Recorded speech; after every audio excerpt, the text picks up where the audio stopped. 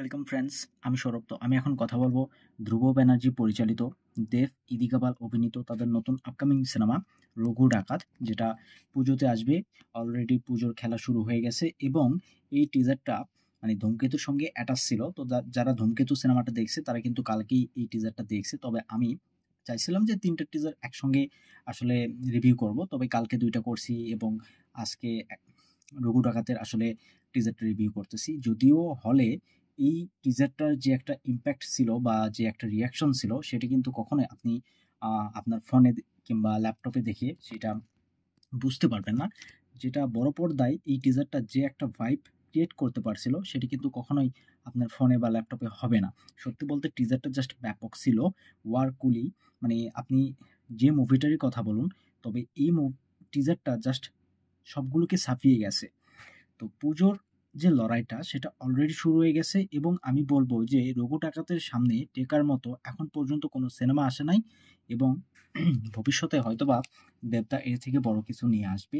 হয়তোবা দেবদা সেইরকমই কোনো প্ল্যান পরিকল্পনা করতেছে। আমরা জানি খাদান যে লেভেলের ছিল তার থেকে কয়েক গুণ বেশি, মানে এই রঘু ডাকাত খাদানের বাপ বলতে পারেন রঘু ডাকাতকে। সত্যি বলতে এই টিজারটা কিন্তু যারা দেখছেন তারা বুঝতে পারবেন যে এটা কোন লেভেলের ছিল।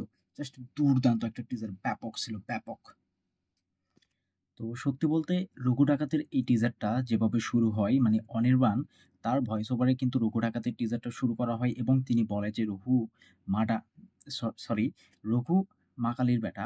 তো এই যে ভয়েস ওভার কিংবা যেভাবে দেবদাকে ইন্ট্রোডিউস করানো হচ্ছে যে সে বাংলার বাঘ, সত্যি বলতে জাস্ট দুর্দান্ত ছিল এবং প্রত্যেকটা সিন এত সুন্দর হোয়াইট অ্যাঙ্গেলে নেওয়া হয়েছে, এত মানে বিগ স্কেলে।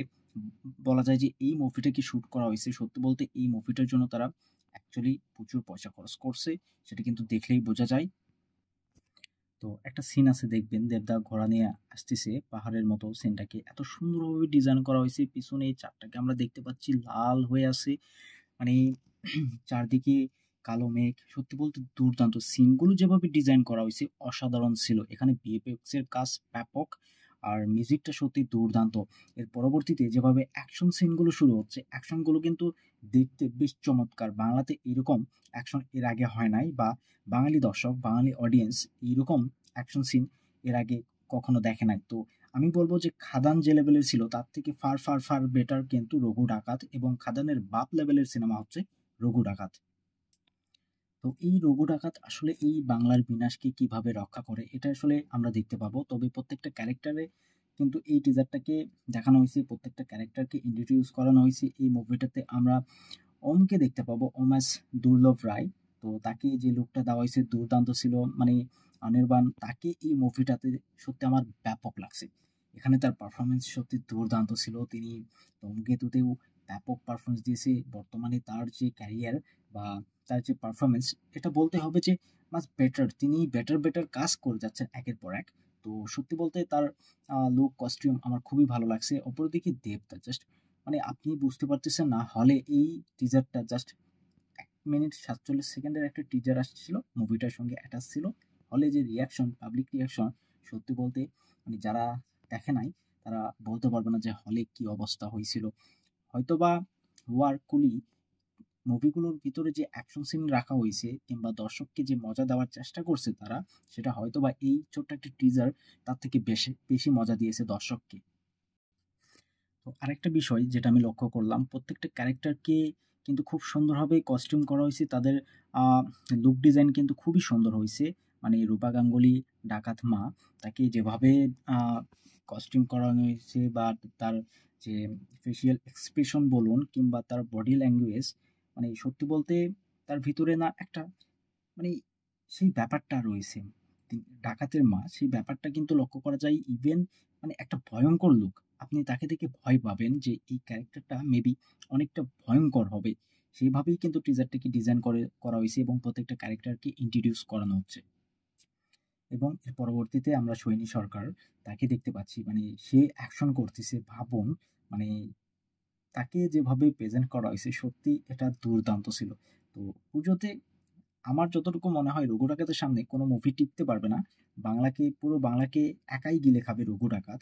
দেবদা কিন্তু সেই চালটাই এবার চালছে। তো এসভিএফ এবং দেব এন্টারটেইনমেন্ট তারা একত্রিত হয়ে কত বড় সিনেমা নিয়ে আসতে পারে, কত ভালো সিনেমা নিয়ে আসতে পারে, সেটা ওয়ার কুলির থেকে কিন্তু ফার বেটার, এটা মানতে হবে। তো এসভিএফ এবং দেব এন্টারটেইনমেন্ট তারা চাইলে রঘু ডাকাতকে আরো বড় স্কেলে, মানে তারা যে স্কেলে করছে রঘু ডাকাত মেবি তারা 2 ও নিয়ে আসতে পারে আরো বড় স্কেলে। এবং এর পরবর্তীতে ইদিকা পাল অ্যাজ সৌদামিনী। তো এই যে ইদিকা পালকে যখন দেখানো হচ্ছে স্ক্রিনে, তখন কিন্তু একটা মানে সুন্দর রোমান্টিক মিউজিক অ্যাড করা হয়েছে সেখানে। মানে আপনি সেই মিউজিকটা শুনলেই বুঝতে পারবেন। তো এখানে ইদিকা পাল দেবদার লাভ ইন্টারেস্ট হিসেবে থাকবে এবং সেও মেবি অ্যাকশন করবে। সে তার পারফরমেন্স অবশ্যই আমি দেখবার জন্য অপেক্ষা করতেছি। তবে এখানে তাকে বেশ সুন্দর লাগতেছে। মানে সেই ফিলটাকে দেওয়া হয়েছে আসলে। এবং একটা ডায়লগ আছে যেখানে বলে, দেবদা বলে যে এরপর রঘুর থাবা পড়বে। জাস্ট ব্যাপক ছিল ডায়লগটা। মানে দেবদা যেভাবে ডায়লগ ডেলিভারি করতেছে, ডায়লগের মধ্যে কিন্তু সেই ব্যাপারটা ছিল, সেই এলিমেন্ট বা একটা ডায়লগের আসলে ওয়েট না থাকলে বা সামনে থেকে কে ডায়লগটা দিচ্ছে সেই ক্যারেক্টার ওয়েট না থাকলে কিন্তু কখনোই জমে না ডায়লগটা, যতই আসলে ভালো হোক। তবে এখানে মানে দেবদা তার যে মাস্কুলার বডি বা তার যে ফিজিক্সটা আমরা দেখলাম পরের সিনে, সত্যি বলতে সিক্স প্যাকস বা এই যে তার সবসময় ফেসিয়াল এক্সপ্রেশনগুলো, তার ফার্স্ট লুক যেটা আমরা দেখতে পাই প্রত্যেকটা মুভির জন্য, তিনি যেভাবে নিজেকে চেঞ্জ করে, তো এটা আসলে বাংলা সিনেমায় কোনো হিরো করে না। তো এখানে দেখুন এই মুভিটার জন্য দেবদা নিজেকে একদমই চেঞ্জ করছে। তিনি সিক্স প্যাক করছেন, তার দাড়ি গোঁফ বড় করছেন মুভিটার জন্য। মানে তার লুকটা একদমই ডিফারেন্ট অন্য মুভিটার থেকে। খাদানে আমরা তাকে যেভাবে দেখেছি এখানে একদমই ডিফারেন্ট। তো এই যে তার ভিতরে যে মানে তার কাজের প্রতি যে ডেডিকেট ডেডিকেশন, এইটা কিন্তু সব হিরোর মধ্যে লক্ষ্য করা যায় না। তো এটা আমার যথেষ্ট ভালো লাগছে। সত্যি বলতে তার ডায়লগগুলো এনজয় করার মতো ছিল। আমার আমার কি বলবো? এই টিজারটা জাস্ট ব্যাপক ছিল। আমার যথেষ্টই ভালো লাগছে। মানে এর থেকে আপনি ভালো টিজার আশা করতেই পারেন না। পুজোতে যে মুভি আসুক, সেটা 'রক্তবীজ 2' কিংবা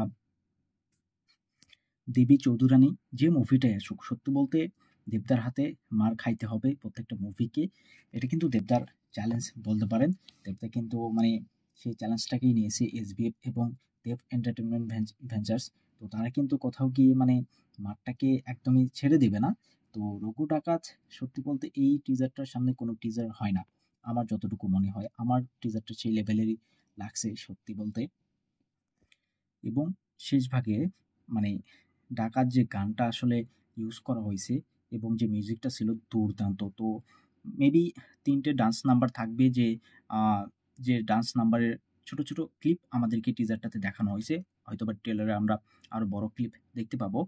আর তার আগে অবশ্যই গানগুলো রিলিজ করবে। রোমান্টিক গানও মেবি থাকবে। আমি যতটুকু আপডেট আসছে থাকবে। তো দেখা যাক আসলে কেমন হয়। টিজারটা আমার ব্যাপক লাগছে। এর মতো টিজার হয় না। বা রঘু ডাকাতের সামনে কেউ টিকতে পারবে না। দেবদা একাই পুরো বাংলাকে গিলে খাবে। এতে কোনো সন্দেহ নাই। তবে এই টিজারটা আপনাদের কতটুকু কেমন লাগছে অবশ্যই কমেন্টে জানাবেন। ভিডিও ভালো লাগলে একটু লাইক করবেন, শেয়ার করবেন, এই চ্যানেলটাকে সাবস্ক্রাইব করবেন। ধন্যবাদ।